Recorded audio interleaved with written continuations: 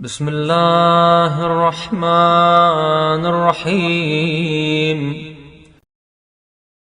اللهم لك الحمد على حسن قضائك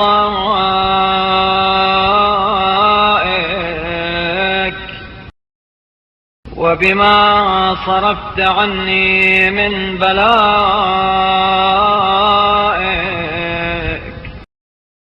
فلا تجعل حظي من رحمتك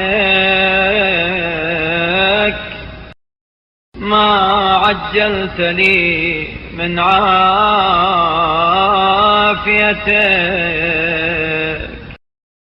فأكون قد شقيت بما أحببت وسعد غيري بما كره.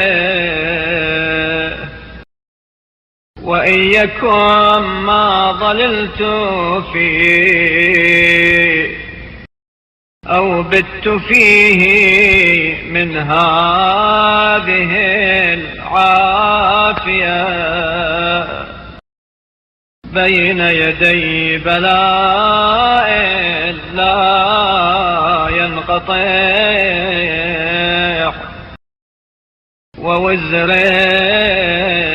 لا يرتفع،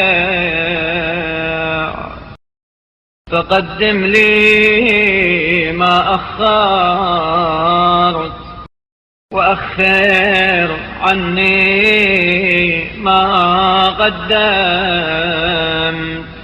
فغير كثير ما عاقبة الفناء وغير غليل ما عاقبة البقاء. وصل على محمد وآله